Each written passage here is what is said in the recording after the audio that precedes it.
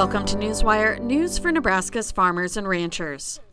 Earlier this year, the USDA proposed a new rule that would require both visual and readable electronic ear tags for interstate movement of cattle and bison. Electronic ID tags for livestock have been a source of debate for several years, and Nebraska Farm Bureau is raising questions with the latest proposal. Farm Bureau does not have policy that opposes the rule in its entirety, but there are certainly a lot of questions that we still have on the rule itself, specifically when it comes to cattle that are just moving over state line but are not changing ownership. That's a question.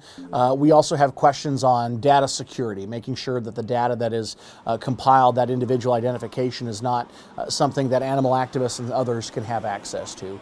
We also, the cost to the producer still remains a pretty big concern from our standpoint, and so making sure that if we are to do this, that producers are not the ones that bear the full cost of this new identification systems. Nebraska Farm Bureau Senior Director of National Affairs Jordan Duck says the Farm Bureau is pleased cattle under 18 months and those going directly to slaughter would be exempt from the proposed rule. But he says the proposal is missing needed clarity. So one of the other main questions that we have is, in Nebraska, we have a combined system. We have those that utilize rubber ear tags. We also have those that still rely very heavily on the hot iron brand. And so how branding fits into this system still is a question that we need an answer to. Duke says addressing disease outbreak is the focus of the rule, but ultimately the questions Farm Bureau is raising comes down to how the rule would be implemented. One of the main things we need to figure out is how mandatory this program is, and there's a matter of degrees as to how this all will fit together. It comes down to this: what does a producer need to do to be in compliance? What kind of tag does he need to have? What type of changes does he need to make to his operation in order to make this work? Does he need to go through a process where he is tagging the animal as well as branding them? How does branding fit into it?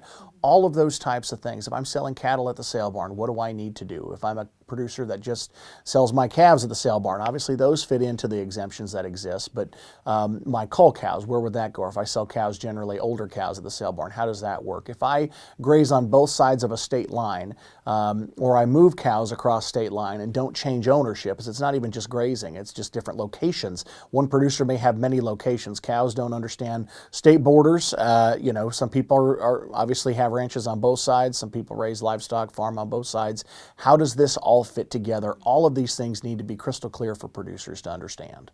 Nebraska Farm Bureau will be submitting comments to the USDA asking the agency to address these concerns and answer questions, a process Duke says can be complex and take time. It's not always the most fun, but in terms of really getting answers from a federal agency when it comes to federal rules and regulations, it's an important step in making sure that they are hearing directly from agriculture, hearing directly from the organizations that represent farmers and ranchers, and from farmers and ranchers themselves. So we'll be submitting those, and we plan to, as we move into this process, we'll keep producers and keep members as up to date as we possibly can moving forward, because there's going to be, most likely, we're going to see some changes to this rule. We'll see some clarifications to that before we hit the final rule in the months ahead.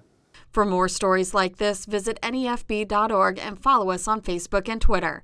Thanks for watching Newswire.